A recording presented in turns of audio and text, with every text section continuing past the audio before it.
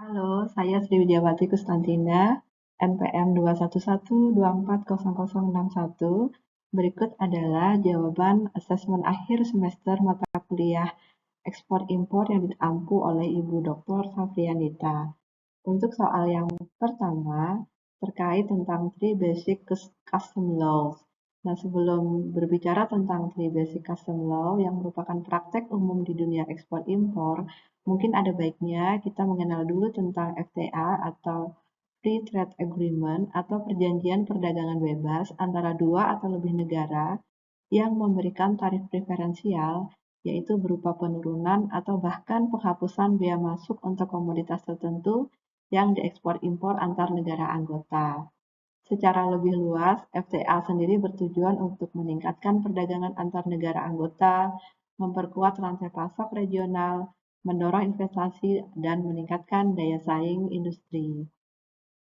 Bagi pelaku usaha sendiri, FTA memberikan penghematan bea melalui tarif preferensi sehingga harga pokok impor menjadi lebih rendah yang membuat produk menjadi lebih kompetitif dan memberikan margin keuntungan yang lebih besar. Menurut data Juni 2026, di dunia ini terdapat 383 FTA yang bersifat regional atau kawasan. Untuk pelaku usaha di Indonesia sendiri dapat memanfaatkan 18 skema FTA seperti A3 itu untuk negara-negara anggota ASEAN, kemudian ACFTA itu kerjasama antara negara ASEAN dengan Tiongkok, kemudian IJPA itu untuk Indonesia Jepang, kemudian ada IKCEPA itu untuk Indonesia Korea Selatan, atau IWEA-CEPA itu untuk Indonesia dan Uni Emirat Arab. Nah, kemudian apa kaitan FTA dengan Three Basic Custom Law? Penurunan atau penghapusan bea masuk yang disepakati dalam FTA baru dapat diterapkan atau diperhitungkan dengan menggunakan Three Basic Custom Law yang terdiri dari satu tarif classification, yaitu klasifikasi barang dengan menggunakan HS Code atau Harmonized Commodity Description and Coding System. HS Code ini menentukan tarif bea masuk, bea keluar, PPN, PPH, serta pembatasan atau pelarangan masuk dan keluar, serta persyaratan-persyaratan masuk dan keluarnya barang. Kemudian custom valuation, yaitu nilai pabean yang menjadi dasar perhitungan bea masuk dan pajak impor.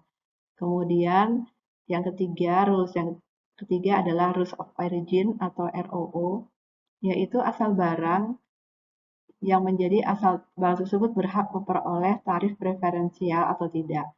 Dengan demikian dibutuhkan surat keterangan asal atau SKA untuk membuktikan asal barang dalam rangka mendapatkan tarif preferensial. Nah, kemudian kita akan lihat contoh penerapannya. Di sini kita menggunakan case impor battery pack lithium ion asal Korea Selatan. Sehingga skema FTA yang dapat digunakan adalah IKCEPA atau Indonesia Korea Comprehensive Economic Partnership Agreement. Berikut adalah perbandingan apabila kita menggunakan FTA dan tanpa FTA. Untuk Three Basic Custom Law-nya sendiri, yang pertama, klasifikasi tarif. Ini kita menggunakan HS Code atau BTKI untuk Indonesia. Battery Pack itu HS Code-nya atau BTKI-nya adalah 8507.60.33. Apabila termasuk yang mendapatkan tarif preferensial kalau menggunakan FTA, yaitu IKCEPA, tarif bea masuknya sebesar 0%. Tanpa IKCEPA atau tanpa FTA, itu akan dianggap menggunakan tarif MFN atau Most Favored Nation dengan tarif 10%. Kemudian basic yang kedua, basic custom law yang kedua, custom valuation. Di sini diumpamakan biaya FOB sebesar 100.000 US dollar, rate 4.000 US dollar, insurance 1.000 US dollar, sehingga biaya CIF-nya sebesar 105.000 US dollar. Apabila menggunakan FTA, biaya CIF akan dikalikan dengan 0% atau sebesar 0 US dollar. Sementara tanpa FTA, CIF akan dikalikan dengan 10% atau sebesar 10.500 US dollar. Kemudian basic custom yang ketiga adalah rules of origin. Itu apakah barang lithium pack itu battery pack ini diproduksi di Korea Selatan sehingga rules of origin-nya terpenuhi dan dibuktikan dengan Certificate of Origin yang valid. Apabila terbukti tarif biaya masuk 0% diterapkan, apabila tidak dapat dibuktikan secara valid, maka tarif biaya masuk menggunakan tarif MFN 10%. Nah, kesimpulannya adalah FTA dapat meminimalisir biaya berupa impor maupun ekspor melalui tarif preferensial.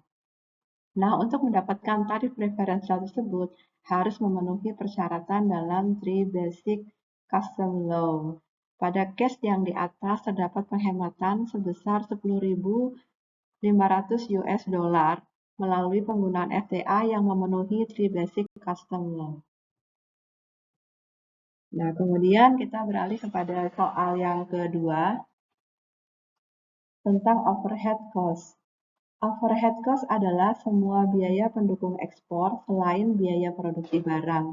Termasuk di dalam overhead cost antara lain biaya pengemasan atau packing, biaya pelabelan, biaya pengurusan ekspor seperti PEB, Certificate of Origin atau SKA, surat keterangan asal, kemudian ada biaya fumigasi atau fitosanitary. Kemudian ada biaya administrasi, biaya inspeksi, biaya koordinasi dengan freight forwarder.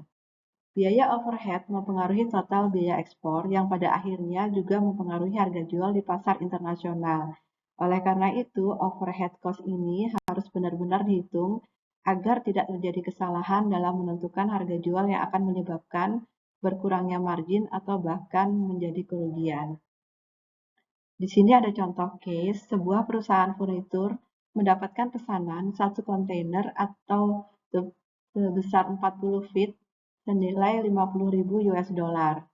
Perusahaan melakukan perhitungan biaya produksi sebesar 39.000 US dollar, biaya freight 4.000 US dollar, sehingga total biaya adalah 43.000 US dollar dengan perkiraan laba 7.000 US dollar.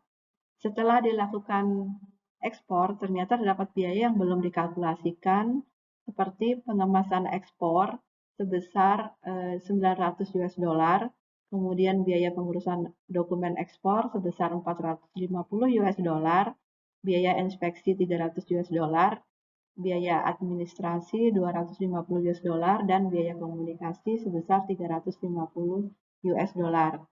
Sehingga total biaya overhead adalah 2.250 US dollar.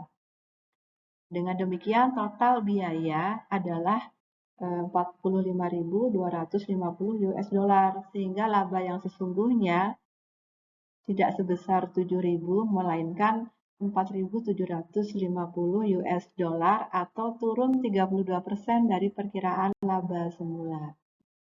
Nah, dari case di atas dapat disimpulkan bahwa biaya overhead harus diperhitungkan dengan benar.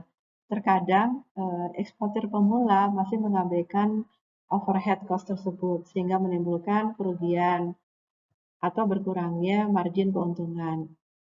Kemudian biaya overhead tidak dianjurkan untuk dikurangi, misalnya dengan cara menekan kualitas pengemasan, karena akan memperbesar risiko kerusakan barang dan akan menimbulkan klaim dari buyer yang mungkin akan benar-benar menggerus margin keuntungan atau bahkan kerugian. Keunggulan perusahaan atau eksportir adalah kemampuan mengelola overhead cost ini secara efisien, misalnya dengan menggabungkan beberapa pengiriman sehingga biaya dokumen per shipment menjadi lebih rendah, menggunakan sistem digital untuk mengurangi pekerjaan administrasi manual, atau menggunakan kemasan yang terstandarisasi namun dengan harga ekonomis, sehingga biaya total tetap terkendali tapi dengan resiko operasional yang tetap rendah, sehingga harga jual di pasar internasional dapat dipastikan lebih kompetitif. Pengelolaan overhead cost secara efisien akan mendorong penetapan harga jual yang lebih kompetitif di pasar internasional, dan sebaliknya, inefisiensi pengelolaan biaya overhead akan memicu tingginya harga jual. Demikian yang dapat kami sampaikan. Terima kasih atas perhatiannya.